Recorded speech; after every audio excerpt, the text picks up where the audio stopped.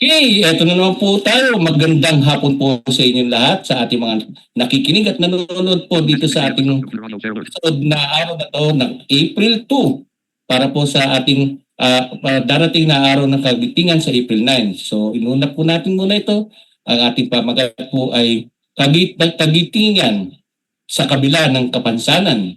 So sa oras ng alas 3 ng hapon, Miyerkules, Abril 2 po tayo sa 2025. Ako nga po pala si Art Letim.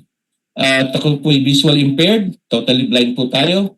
Ako po ay merong salt and pepper hair. Ika nga may puting buhok, dark skin, dark eyes, tapos ay ko ay nakasuot po tayo ng puting polo shirt.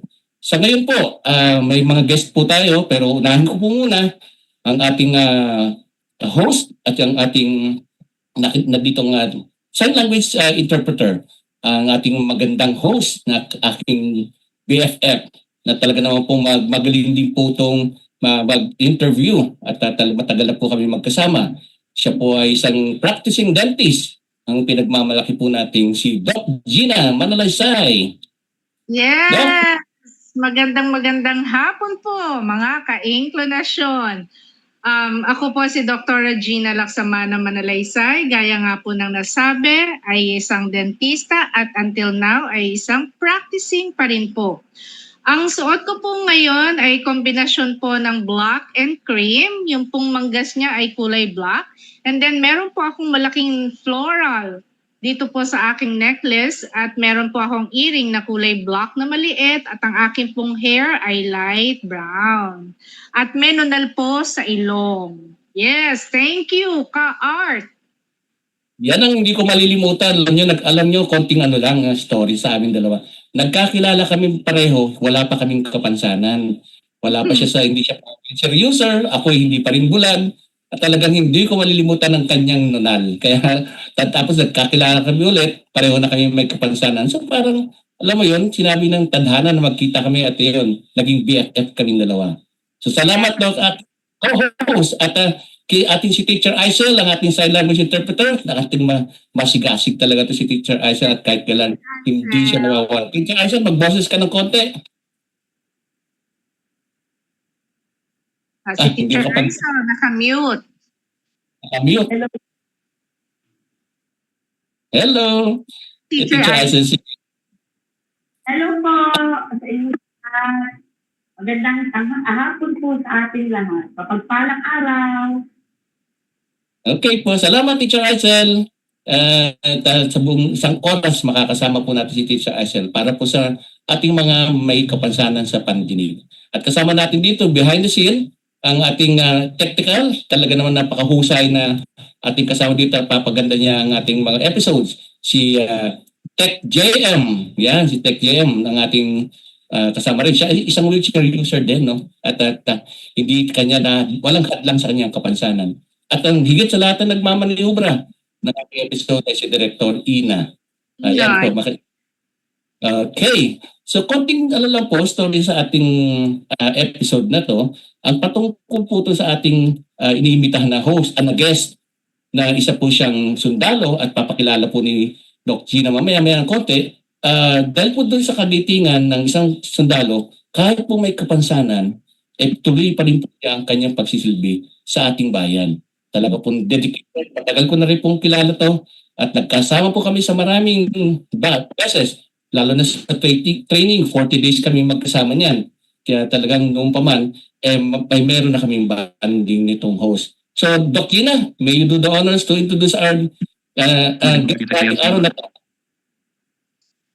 Papa Art, so ang ating pong guest this afternoon ay isa pong Philippine Army. Base po sa ating title na Kagitingan sa Kabila ng Kapansanan, siya po ay 37 years old, may asawa po at may may tatlong anak. Si Captain Hakuba po ay called to active duty as a military officer in December of 2014. Siya po ay totally blind. He lost his sight due to the improvised explosive device or IED explosion during their combat operation against the BIFF or Bangsamoro Islamic Freedom Fighter in Datu Salibu, Maguindanao noon pong March of 2016. Siya po ay naging Program Officer of the Department of National Defense or DND kapag DACA or the DND Program for Soldiers with Disability for 7 long years. Noon pong 2020, siya ay nabigyan ng award as the Best Military of the Year in DND proper. At sa ngayon po, siya ay ang founder and current chairman of the Wounded Soldiers Agricultural Cooperative.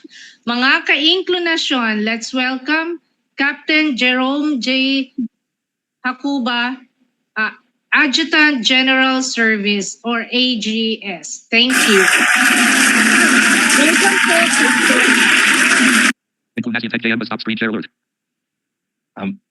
Magandang hapon po sa ating lahat, sa lahat ng mga nanonood at nakikinig po ng programang Inklinasyon. Maraming salamat po. Ako po si Captain Jerome Hakuba.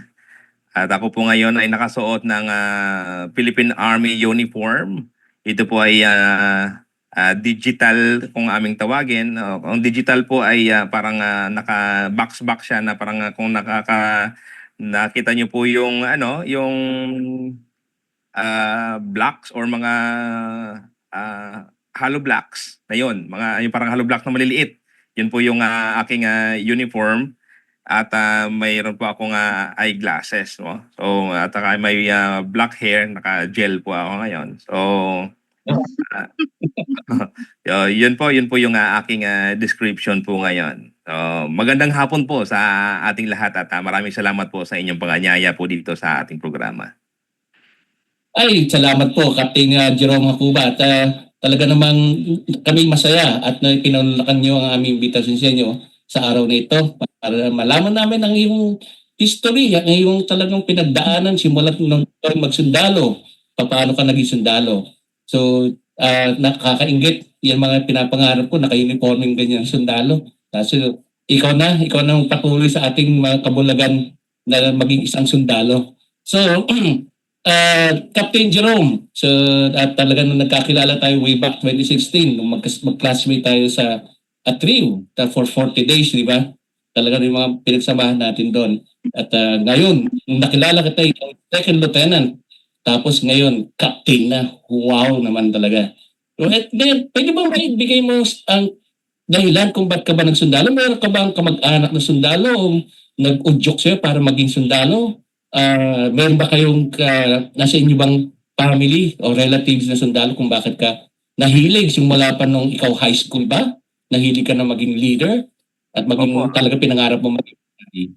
Actually po, nung ako bata, nung high school po ako, CAT officer na po ako noon. Hanggang sa nag-college po ako, naging ROTC officer po talaga ako. At naging corps commander po ako ng aming batch 2007 doon po sa Guimaras State University, ROTC unit. No?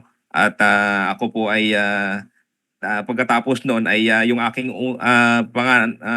sinundan ko na kapatid si JP ay nauna na nagsundalo at yung aming tiyuhin din ay sundalo na rin. Kaya isa yun sa mga nag-udyok po sa akin na mag-proceed na din sa pagiging sundalo kasi parang naano ko sa sarili ko na parang doon ako na-mold na yung discipline, parang I used to it na na-develop yung patriotism sa akin at saka yung service, no. Yun yung isa sa mga mga dahilan ko para pasok po sa serbisyo bilang isang sundalo. Kaya pa simula pang high school meron na. So nag-prepare mo yung sarili mo, mindset mo na sarili mo na ikaw ay magiging sundalo balang araw. Wala ka bang ibang parang kurso na gusto mong example, engineer ka ba? Wala talagang pure talagang sundalo ang gusto mong Opo, actually po yung nag-undergo din po ako ng OJT muna sa aking course bilang isang machine shop technology. So pero hindi po ako pinala doon at sumubok din po ako sa ibang mga trabaho pero hindi po talaga pinalad. Kaya doon po ako sa pagiging sundalo na padpad. Kaya at saka parang ano ko na po nakasanayan ko na kasi nung sa ROTC days po namin ay parang enjoying, parang mahal ko yung ano, yung pag sa serve at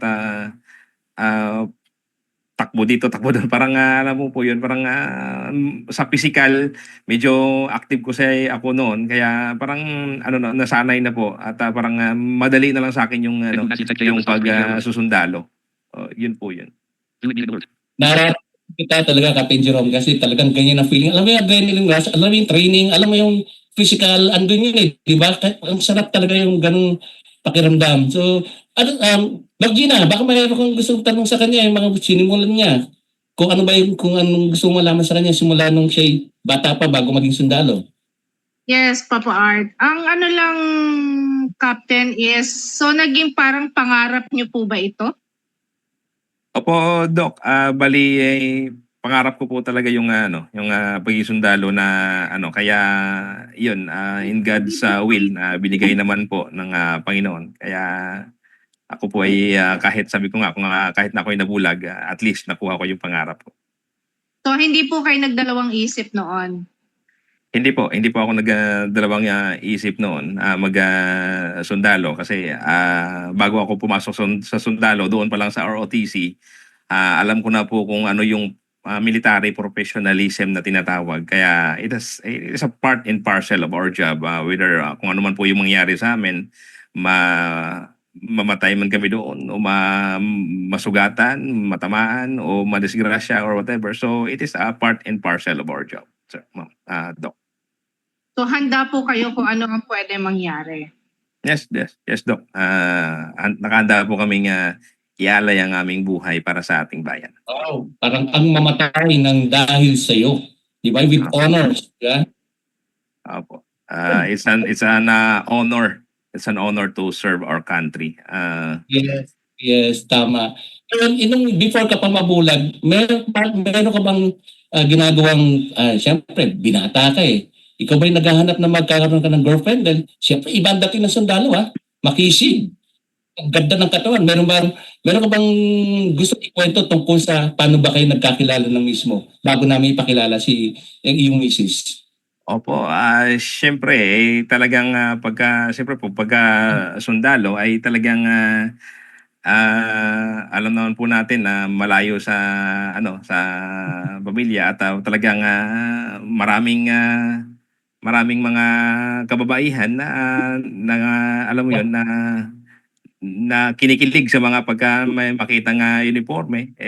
One time na isa sa mga pastor doon sa area namin sa Kalinog, Iloilo ay may Bible study doon sa Kalinog, kaya doon po niya pinakilala yung si Mrs. nga. Picture lang actually kasi may isang babae siya doon na kasama, pero sabi niya, sir, wag mo nang yan at may-ari na yan, sabi niya. Kasi yun yung sinasite ko. Pero sabi niya nga, sir, teka lang, may-ari na yan. Ito sir, baka ano mo, si Mama Rachel yan. Tiningnan ko, parang si Hartman ito, Heart Evangelista man ito. Binigay niya sa akin yung pating number hanggang sa na-contact ko si Mrs. hanggang sa nagkaligawan sa through phone lang, 3 buwan na hindi kami nagkikita, through phone lang. So yun po yung yun po yung naging naging na-build yung aming relationship, parang naging immune na kami doon. Kaya nung pagkita namin ay siya na po yung magkukwento kung ano po. Sige, patuloy ka dyan. Tawagin natin ang iyong misis, no? Kasi para mas lalo natin kiligin ang mga nakikita. Paano nakakilala. So, Rachel, pwede mo bang pakilala ang iyong sarili at explain kung paano ba kayo nagsimula ang inyong ligawan through cellphone at bago nagkita? Oh, nga pa doon. Good evening po. Good evening po mga ka-internasyon. Okay lang po ba yung audio po? Oh, malinaw naman po. So, sorry po, nasa biyahe lang ako. So, ano nga po ulit yung tanong? Kailangan mo na ito. I-describe mo yung sarili mo ngayon, tapos paano ba kayo nagkakilala at paano ka ba niligawan ni Captain Jerome at paano din kayo nagkita na? Yung mga susunod natin, hindi tayo dyan eh. Paano ba yun? Nung may mata pa siya noon, paano kayo nagkita? Nakita ka daw. Binigay daw yung contact number mo at sinimulan ka nag-text. Sige po. Right po ba sarili ko, sir? Sorry? Yes po, kasi para sa mga blind natin na nanonood at parang dito lang, ako ay mayroong salt and pepper hair, fair skin, dark eyes, saka suot po ako ng puting polo shirt, ayun, meron po akong headset sa tenga, gano'n, sakali man. So, as of now po, naka-red t-shirt po ako. Not like sa may naka-on ka. Off-cam po kasi ako ngayon. So, I'm wearing a Filipinian. And Sige long po. hair po, light brown. So, as of the question po kung paano ako niligawan ni Kapten ako ba, wala pong ligawan na nangyari. Ayan, naniligat ko yung mga kasama ko dito. Pero, Actually, hindi ko naligawan yun, sir.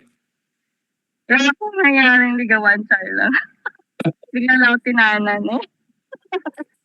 Tinginan lang po, ma'am. Nagtinginan. Ako ba po ay isang teacher? Sige po, ma'am.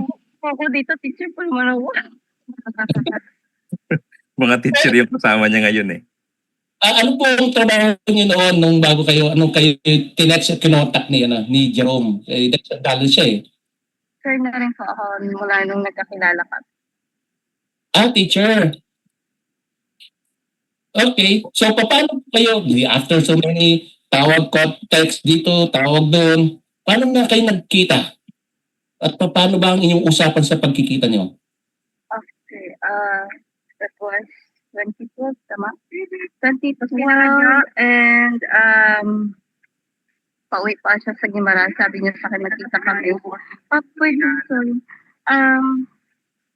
Nawawala kasi ako. Hindi ko alam sa that was 2012 and pauwi siya ng Guimaras. Sabi niya, nakita kami. So, nagpa-disguise muna ako since hindi ko pa siya nakita. So, sabi ko, mag-disguise muna ako kasi baka mamaya matanda yung chatmate. Naka-text mo siya doon.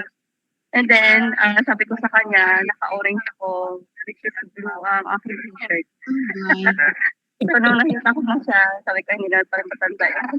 So, ngayon, nakita ko sa ipadamit ko. Yes, this history.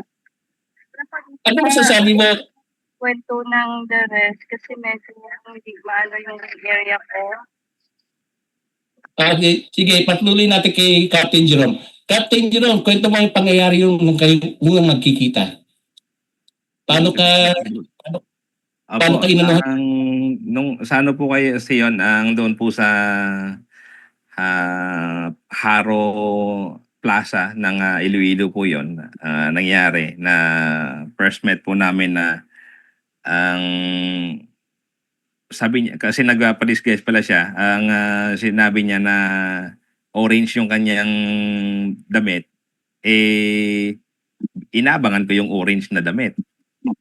Kasi hindi ko din doon ako nag-focus sa orange na damit kasi sundalo ano sa kung ano yung instruction mo yun yung susundin ko.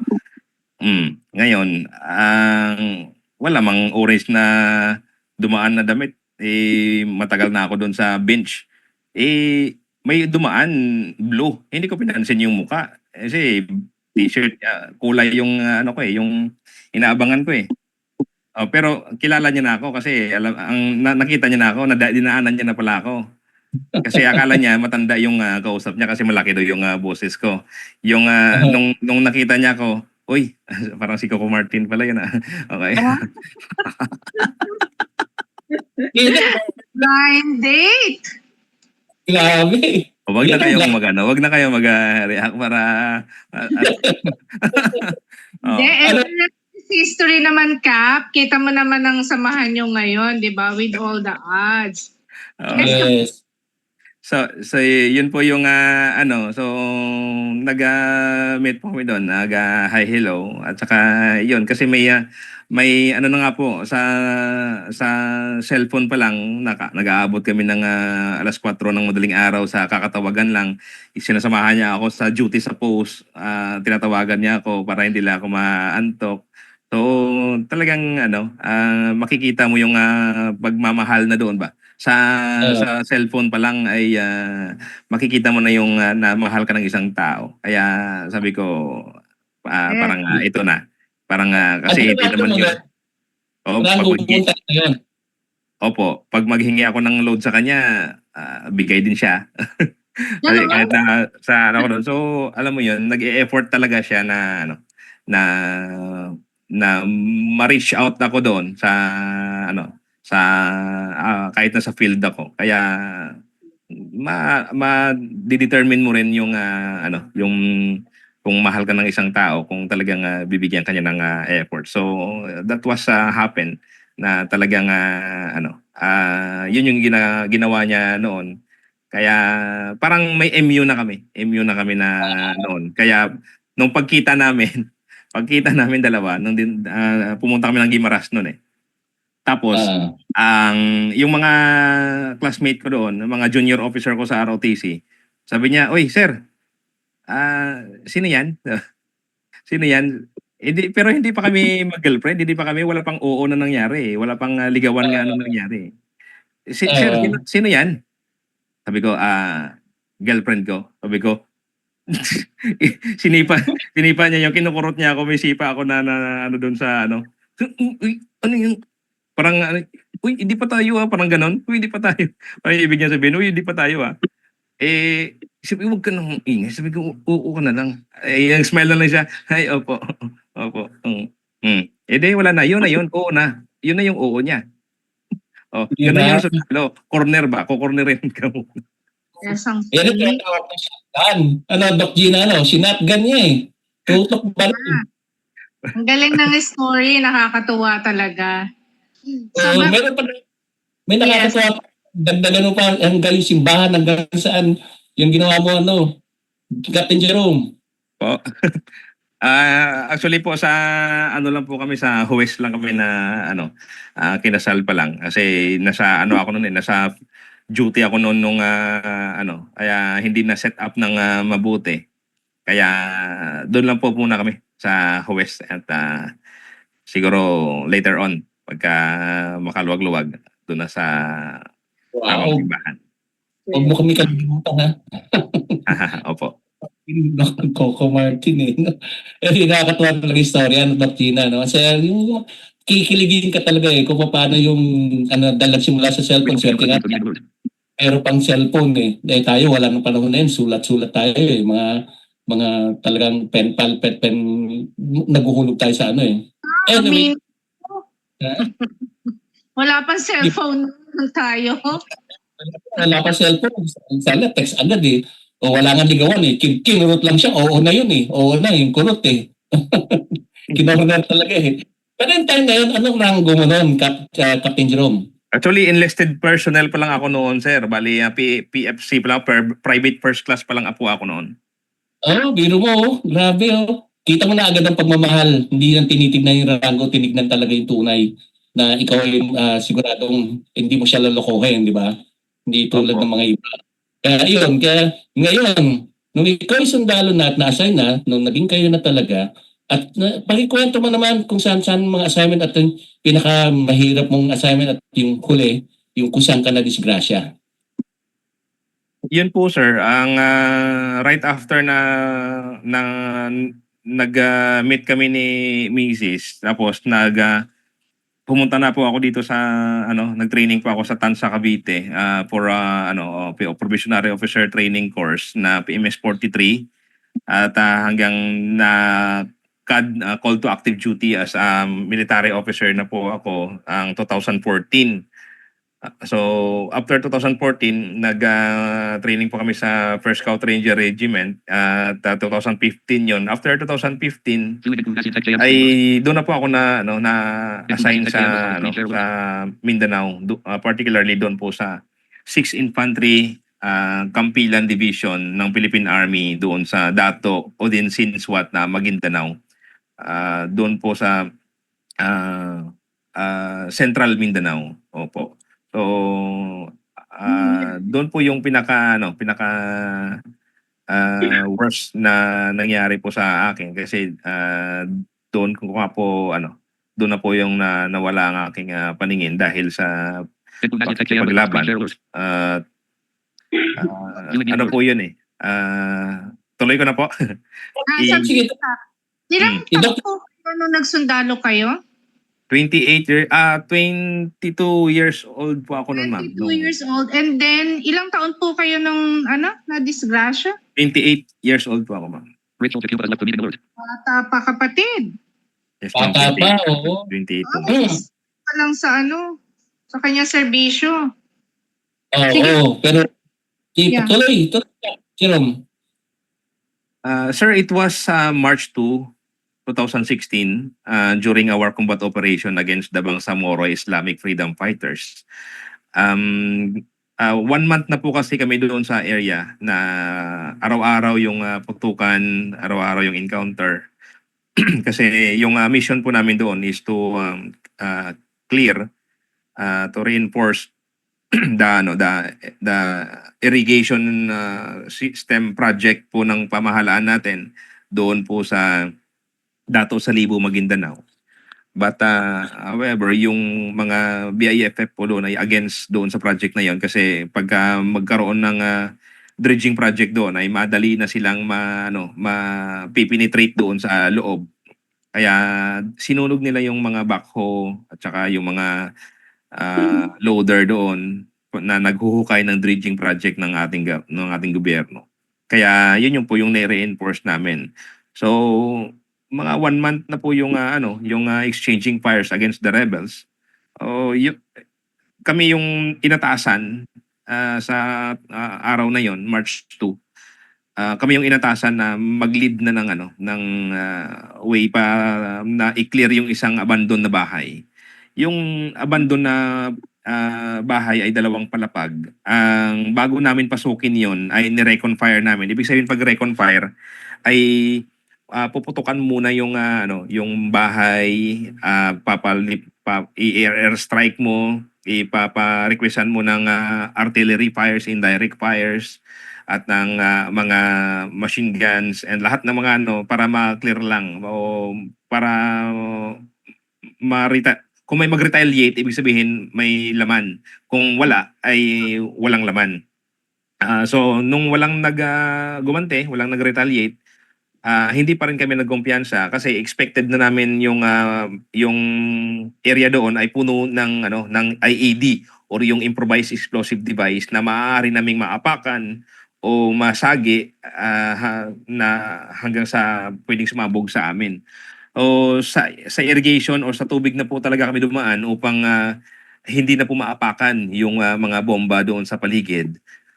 But unfortunately, yung first platoon ay 3 kumpanya po kasi kami. First platoon, yung headquarters company at saka ako sa second platoon. Yun po yung more or less mga nasa po kami niyan, nasa 50 ganon ka-tao. O yung first platoon pa lang ay pag-angat doon sa bahay, galing sa pilapil, galing sa tubig, winelcome na kaagad ng IED. Boom! Sabog. Nasabugan na yung first platoon. So, Cap Jerome, ikaw ba yung team leader ng first platoon? Saan ka nakabilang? Second platoon? sa second platoon po ako, second platoon. Sa first platoon ay si Lieutenant Ambunon, then Lieutenant Ambunon. Yung CO ko na si then Lieutenant Ulabe ay nasa headquarters sa company. Sa gitna po siya. Ako sa likod. So, ngayon, kasi kami yan file formation, kami, parang ibig sabihin file formation, sumusunod kami ba? Parang nag-parade kami na may distance lang na tag 5 meters bawat isa. So, yun po yung mahaba yan, mahaba. So, may kasama kayo EOD, di ba? Explosive officer? May EOD po kami. May EOD kaming dala. May EOD. explosive ordnance disposal team. Okay. Ngayon, nung pag ano po kami, nung nasabugan yung first platoon, nag-detract po kami sa Pilapil. Ako, nandun ako sa may puno ng niyog para may cover ako. But nung pag-upo ko doon ay may nakita sa likod ko, mga 3 meters lang sa likod ko, may nakita yung tao ko na IED. Sabi niya, "Sir, may IED dito sa likod." Sabi ko, "Tawagan mo yung EOD para ipa-recover natin." Pag dating ng AOD, sabi niya, "Sir, forward kayo konti, sir, at i-recover namin. Baka sumabog, madamay kayo." Sabi ko, "Sige, master." So, nag-forward ako konti, mga 10 to 15 meters si CO ko, yung commanding officer ko, binarita ako sa kanya. Sabi ko, "Sir, pina-forward ako ng AOD at pina-recover ko yung IED doon sa area ko." Sabi niya, "Sige, Bok, i-advise mo yung tropa na wag nang palakad-lakad diyan at baka may marami pa diyan sa paligid." Sabi ko, "Yes, sir." Yung platoon sergeant ko dito dumaan sa kaliwa ko. Yun pala, yung sa harap namin is mga graba eh. Mga graba yan kasi ginagawa yung bahay, mga graba. Yung mga inipon na graba doon. Doon pala nakabaon yung IED. Ngayon, Okay. naapakan nung platoon sergeant ko, yung kanang paa niya, yung nakaapak. Pagkaapak niya, pressurize kasi yung bomba. Ibig sabihin pagka-pressurize, pagkaapak mo, hindi mo na kailangang iangat para sumabog. Pagkaapak mo, sabog ka agad. Sabog So, agad. boom.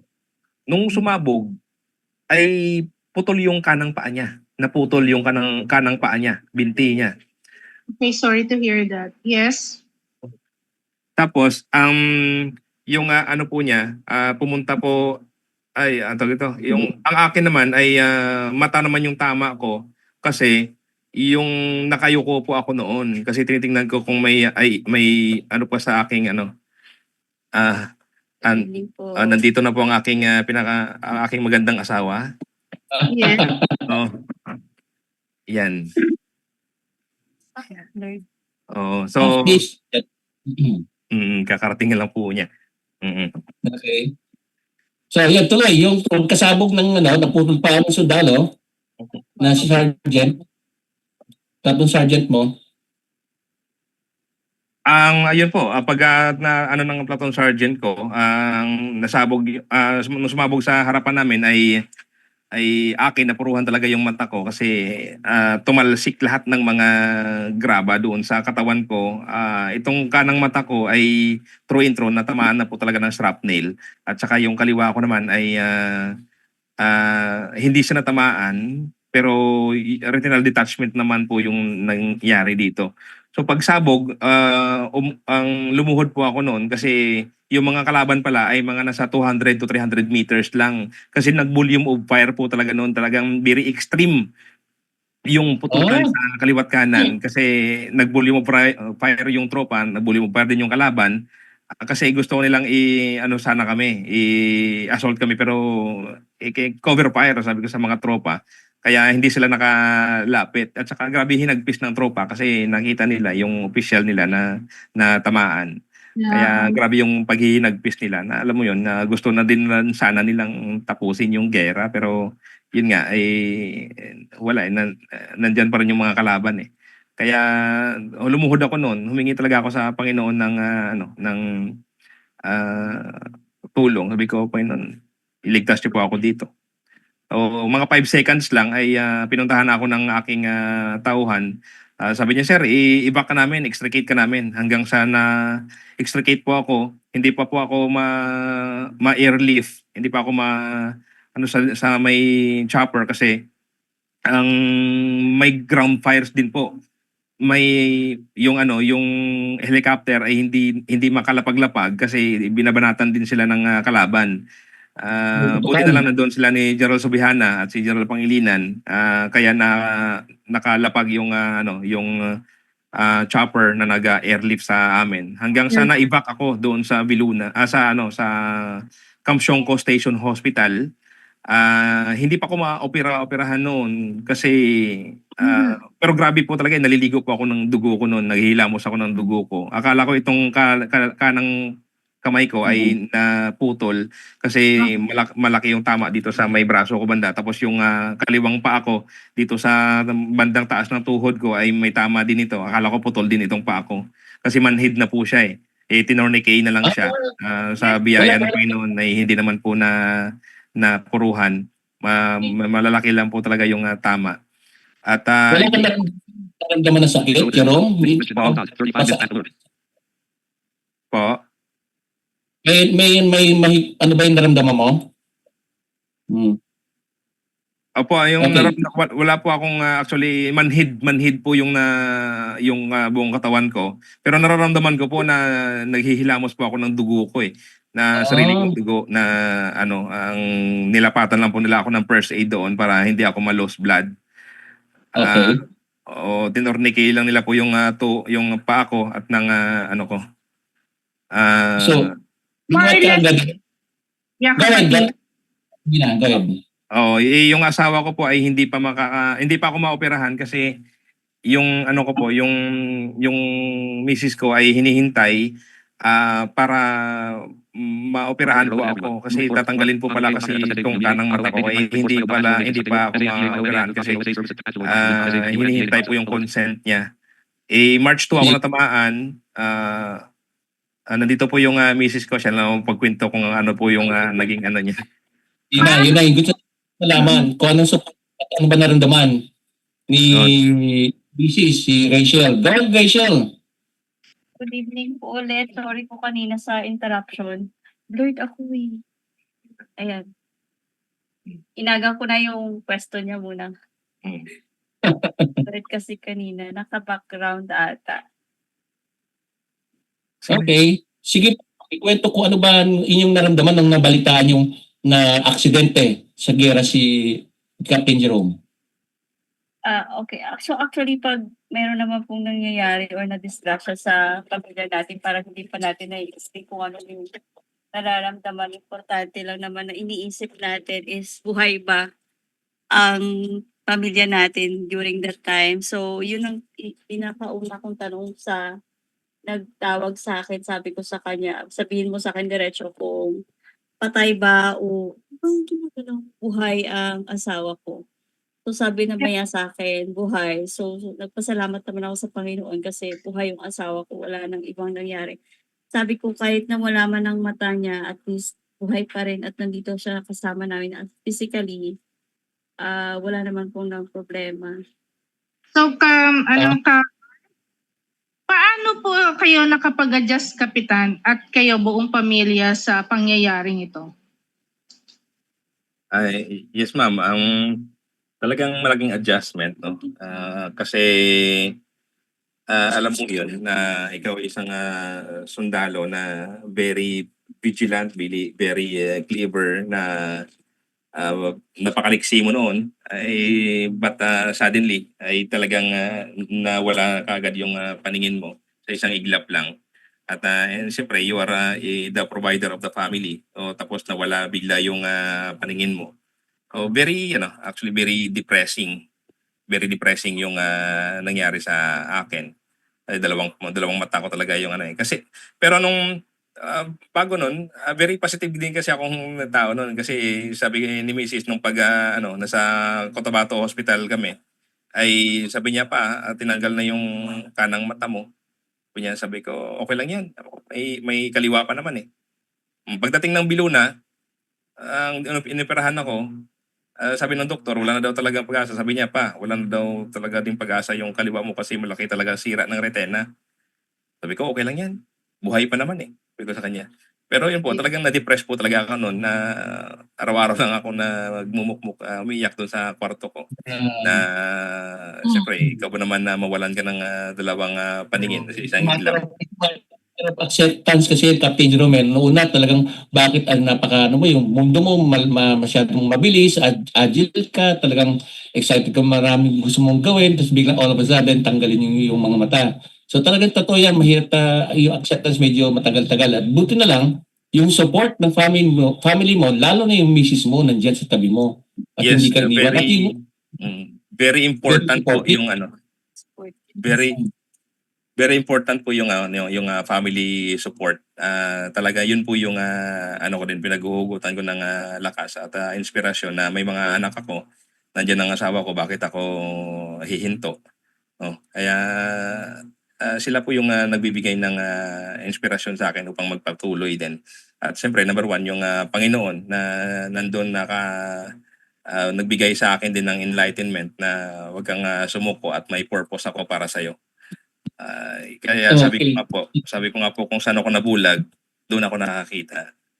Doon ko pa Yes. Ngayon nakita, naman, doon ko pa nakita ang totoong liwanag ng Panginoon sa buhay ko at ang totoong purpose ko dito sa mundo. yes, that's right. Tama yan. Ngayon, gusto ko lang malaman namin, nung ikaw nabulag na, ano yung sektor na iyong sinamahan? Siyempre, alam natin, persons with disability ka. Sino nag-recommend? Meron ba nagsabi na ito samahan mo? At alam natin na ikaw ay nag-aral din sa Atrim para matutong computer. Nakausap ka ng presidente ng Pilipinas noon, si Rodrigo Duterte. At yung ngayon, sinalihan mo na organisasyon na kung saan magkasama rin tayo. Ano, may nag-udyok ba sa'yo na ikaw ay maging advocate o may nagturo ba sa'yo na kasamahan mo ito o na inimbitahan ka? Pakisabi na lang, pakikwento. Opo, actually nandun ako sa Biluna. Nung nagbumisita po kasi si former President Duterte doon ay medyo nag-viral po tayo noon. Kaya napansin din po tayo ng ibang mga kabulagan, particularly si Caromel San Pascual. Siya po yung kauna-unahang bulag na pumunta sa akin doon at inopen niya rin sa akin na may mga ganyan, merong RBI, merong ATRIB, merong PBU, ganon. Kaya naging interesado din po, may pinasikatan niya ako ng cellphone niya na nagsasalita, yung kanyang relo na nagsasalita din. Sabi ko, wow, okay yan ah. Sabi ko, oh sir, sabi niya, pwede ka din na ganito. Hanggang sa yun, nag-aaral kami pinag-aaral ako ng AFP sa pinapunta muna ako sa RBI tapos sa ATRIB hanggang natuto ako ng computer sa ATRIB at hanggang naimbitahan din ako doon sa PBU na General Assembly doon sa Naga. Kaya yun po yung isa sa mga organisasyon na nasalihan po natin, yung Philippine Blind Union. Isa po ako sa current board of director ng Philippine Blind Union. Kaya 2016 po yun. Hanggang sa natapos po, na-discharge po ako sa hospital December 2016. January 2017 ay na-assign na po ako sa DND to handle the project Kapagdaka. Kasi sabi na ni Presidente nung pumisita siya doon, sabi, Katin dyan lang, Kapagdaka at paki yan mga, ano ba yung sinabi mo? Yung project po ng DND, yung Kapagdaka. Kapagdaka stands for Kapakanan at Gabay sa Dating Kaanyuan. Yun yung project ng DND for Soldiers with Disabilities. So nagkakandak po ito ng mga skills and livelihood trainings and mga disability sensitivity awareness training, information briefing para sa mga disability related activities and mga advocacies, rights and privileges. So yun po yung parang PIDAO po ng AFP o ng DND, yung Kapagdaka. So yun po yung office na na project actually na inupuan ko for 7 years at nagamit ko po talaga yung natutunan ko doon sa ATRIB na computer training. Kaya actually yung nga po sa introduction kanina ay naging Best Military Officer of the Year po ako doon noong 2020. Sabi ko nga po kung nasa field ako hindi ko ito makukuha itong Best Military Officer na ito. Pero nung nandito na ako sa DND ay nakuha ko pa rin po. Nung nandun ako sa field is more or less 30 personnel lang yung kinukuman ko kasi platoon leader lang ako noon. Pero nung nandito na ako sa DND, 1,000 of AAP wounded personnel, military personnel, yung kinukuman ko na po dito. kasi buong AFP na po yung ipinagkatiwala ng Panginoon sa akin.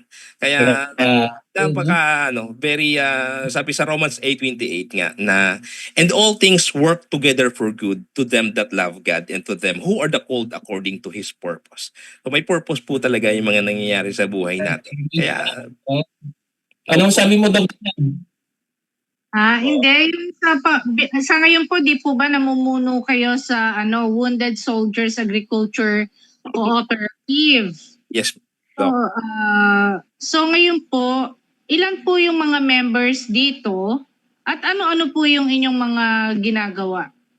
Opo, On top Doc. of the sensitivity trainings. Opo, Doc. Actually, kami po ay nasa 150 na members po dito. Right after the Marawi siege po ay na-organize po yung kooperatiba namin 2018. So, the Wounded Soldiers Agriculture Cooperative is its vision is to serve the wounded soldiers, securing their families. So, meron po kaming vision dito na we will provide care for the wounded soldiers by 2028. So the CARE stands for Comprehensive Adaptive Rehabilitation and Empowerment for Wounded Soldiers.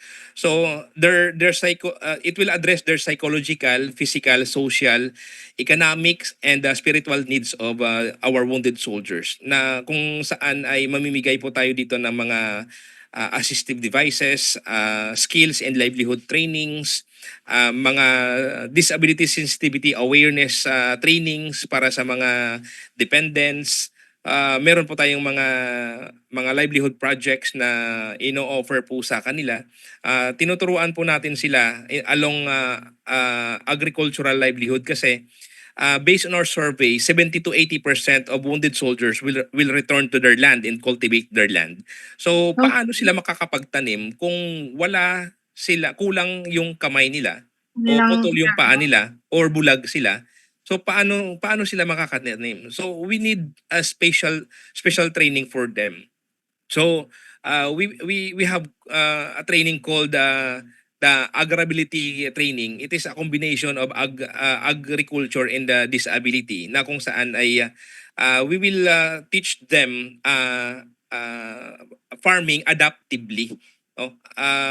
So meron po tayong farm doon sa Batangas, na Sogbo, Batangas, na kung saan ay dinedevelop po natin ito ngayon into agro-farm tourism industry, at the same time regular venue for skills and livelihood training for our wounded soldiers. So dadaan po muna yung ating mga wounded soldiers dito prior to the return in their respective units or before disability discharge. So together with their family ay dadaan sila dito para yung teamwork doon together with their family, with their wives and their kids. Doon po sila magkakaroon ng teamwork. Paano ako makakapagtanim na wala akong, paano ako makapaglagay ng sako ng lupa sa sako. Alam mo yon na sa Paul ang kahahawakan ng misis yung so yung family support is na nandoon. It is a part of their rehabilitation and their acceptance, no.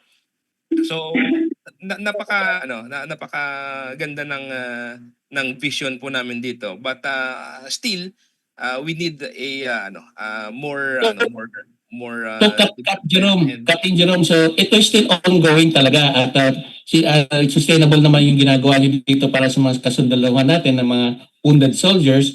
At yung nakita mo ba yung, siyempre nakita na visualize yun na kung ano yung output nito, yung bang mas maganda ba ito, i-recommend na to mo sa mga sundalo at saka hindi lang basta sundalo, sa mga persons with disability din, pwedeng i-adapt itong mga klaseng ko inyong ginagawa, Cap Jerome? Yes sir. Actually napakaganda po nito kasi yung farm po namin doon ay not only for the wounded soldiers or soldiers with disability, but as well as sa mga PWD natin na interested in agricultural livelihood. Like for example, itong ating mushroom enterprise development project, very accessible yung mushroom farming for PWD kahit na naka-wheelchair ka, kung wheelchair user ka ay kahit na mag magdilig-dilig ka lang doon, mag-harvest ka, makakapag-livelihood ka na. You can create or you can produce food on your own. So hindi ka magiging pabigat doon mga sa iyong pamilya. Magiging ano ka pa, magiging asset ka na, kanila and not liabilities. So Oh, yes. dapat yung kailangan lang na ma-recommend natin ito sa kanila na wag nilang tingnan yung ating kapansanan kundi yung ating kapasidad. So dapat Tama. opo, sabi nga, our ability is stronger than our disability. Yun yung lagi natin Yes. sinasabi. Kaya dapat marirecommend ko po sa ating mga kasanduluhan na may kapansanan at saka mga persons with disabilities po natin ay lumabas kayo sa mga tahanan ninyo. Lumabas kayo sa comfort zone ninyo at i-explore niyo yung mga bagay dito sa ating paligid na magiging productive pa rin kayo, magiging functional pa rin kayo despite of your disability. Yun po Tama yan, yung kasi recommend po natin. tama yan, Captain John, kasi meron din tayo na yung principle natin na no one left behind, no? Yung parate, Yes. magiging inclusive tayo, disability inclusive lahat ng ating mga dapat programa, proyekto, activities at mga serbisyo. At equitable siya, hindi lang equally, hindi yung mga dole-out programs, equitable, dapat proportional distribution talaga nito ng mga services at assistance. Kaya yung mga ginagawa nyo sa inyong kooperatiba, malaking bagay po yan sa sektor ng persons with disability. Hindi lang basta sa mga sundalo, kundi sa lahat ng persons with disability natin. Ganyan po, Captain Jerome, ano ba ang iyong plano sa future tungkol sa inyong mga wounded soldiers o inyong sa sektor ng persons with disability? Ano ba ang po pwede nating pagtulungan? Ano po pwede sabihin natin sa ating sektor na ikaw mismo mag-motivate sa kanila? Ano ba yung inspirasyon na po pwede mong i-share sa kanila? Sige, Captain Jerome. Yes, sir. Actually, I am very thankful to be with you in this program, Inclination. Ang maiiwan ko lang po sa inyo na wag niyo pong isipin yung mga nawala sa inyo. Isipin niyo po kung ano pa yung mga natitira sa inyo. Yun yung gamitin ninyong inspirasyon upang ipagpatuloy ang inyong buhay, ang inyong mga pangarap sa buhay, ang inyong pagserbisyo sa ating bayan at ang serbisyo sa ating Panginoon. Wag niyo pong kaawaan yung sarili ninyo. Maghanap po kayo ng sabi ko nga po, the only things worse than being a blind is having a sight but cannot see the greatness of the Lord in his life. Yes, amen. Maging grateful po kayo habang buhay po kayo. May ano po 'yan, may pag-asa po 'yan. So what kung wala kang paningin? May pandama ka pa naman, may nagkakapagsalita ka pa naman, nakakarinig ka pa naman. I-maximize niyo po kung ano po yung natira sa inyo. No, huwag kayong reklamo. Be grateful. Be grateful sa mga natitira po sa inyo. Mas maraming mga tao na mas worst pa kaysa sa atin na sitwasyon na hindi na bedridden na talagang wala na talagang pakinabang, inutil na talaga kung hindi sila papakainin, hindi sila makakain. So tayo na may kakayahan pa, maghanap po tayo ng paraan. We have 5 senses.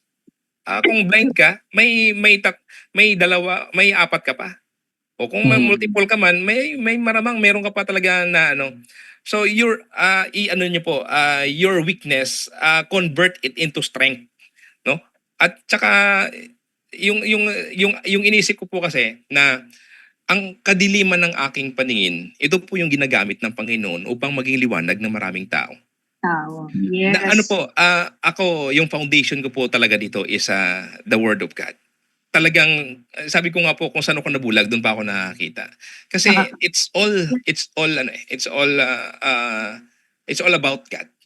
Ang sarap pag-usapan, kaya lang halos wala na tayong oras. Yes, ma'am. Opo, ma'am. So that's all po yung natin, yung tugon ko po doon sa At sabi ko po, hindi nawala po ang aking paningin. Ito'y ibinigay ko sa ating bansa. Maraming salamat po sa inyo and it's honor to serve you. It's honor to be got wounded just to make you safe. Thank you po at maraming salamat. Yes, kapatid, ang ating sponsor, public announcement.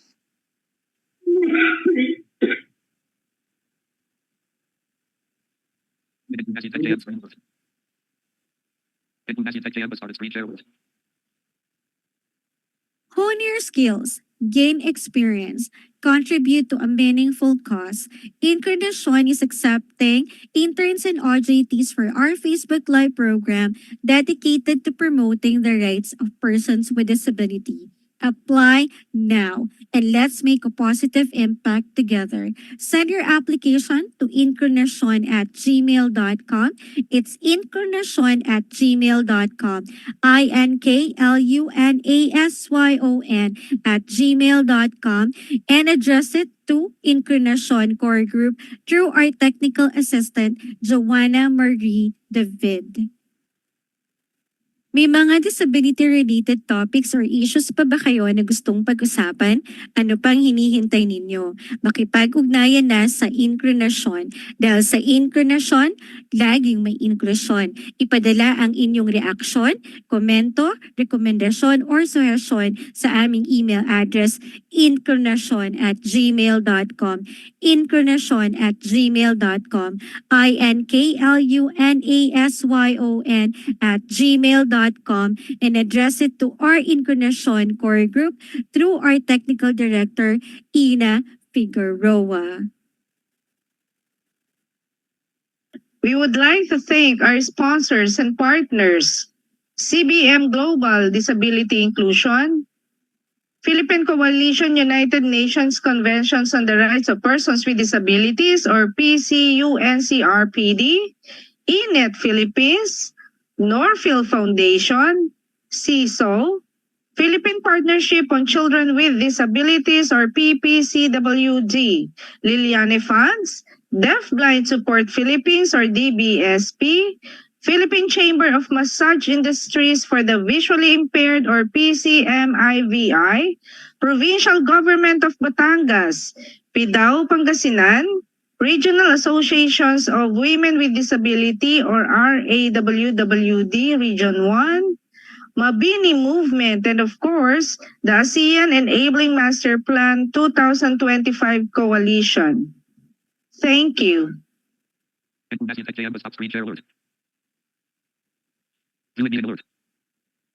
Yes, Oh. dapat. Yes, yun nga. At maraming salamat dyan kay Captain Jerome Hakuba at ang kanyang misis na si Rachel na kanilang pag-share ng kanilang karanasan at yung support na narinig natin sa family at sa asawa. At ganun din sa may dadagdag ka pa, Doc Gina, bago tayo magbigay ng huling mensahe. Nagpapasalamat din ako kay Captain dahil naimulat niya ulit yung aking parang panibagong kaalaman na ganun. Habang nagkukwento siya, feeling ko nandoon ako sa mismong lugar kung saan nangyari yung pagkakaroon niya ng may kapansanan. So, di ba parang yung Finding Private Ryan? Kanyang kwento, di ba? Talagang mararamdaman mo yung epekto yung pangyayari parang nandun ka nga eh. Mismo. And muli mga ka-inklinasyon, magandang hapon po sa ating lahat. Okay, on that note, thank you aking co-host na si Doc Gina at maraming salamat muli kay Captain Jerome Hakuba at ang kanyang misis na si Rachel sa napinaon na kanya ang ating invitasyon para dito sa interviewing shot. Malaman natin ng kagitingan ng isang sundalo kabila ng kanyang kapansanan. Ganun pa rin siya kahit na siya isang bulag, tuloy-tuloy pa rin siya sa serbisyo niya at hindi lang basta sa serbisyo sa tao, pati sa serbisyo sa bansa, sa bayan at lalo na sa Panginoon. So, marami po tayong natutunan dito sa ating panauhin, na kung paano maging isang matatag at yung mga kanyang nakapaligid na pamilya na sobrang support at hindi siya iniwan, yung katatagan ng kanyang dibdib kahit wala na siyang paningin. Ika nga, sabi nga, kung kailan naging madilim ang kanyang paligid, lalong naging liwanag ang kanyang nakikita dahil sa Panginoon. Hindi siya bumitaw kahit na ano pa mangyari sa Diyos at sa kanyang pamilya at sa kanyang mahigit na sa lahat ang kanyang tungkulin sa bayan. Kaya isa po siyang magiting na sundalo sa kabila ng kanyang kapansanan. So ito po at ating talagang hindi natin malilimutang istorya ng isang sundalo na kung saan hinarap niya ang disgrasya o talagang nakaabang na disgrasya sa kanya ng buong tapang at walang kahit nang sugatan na siya. At talagang sige pa, inutusan pa niya ang kanyang mga kasama na sundalo at binigyan pa ng i-defend ang kanilang kasalukuyan na lugar o pwesto ng araw na o post ng araw na yan. So, ito na po ang episode na ibinigay po namin sa inyo sa itong araw ng April 2 para sa araw ng kagitingan na pinamagatang magiting sa kabila ng kapansanan. At ito po, na magandang hapon po sa inyo at sa muli po sa susunod na episode, sana kayo po makasama namin muli at makapanood po ulit tayo ng panibagong episode o topic na pag-uusapan. Muli, ito po ang inyong Kuya Art, Letim, dito sa Inclusion, now na.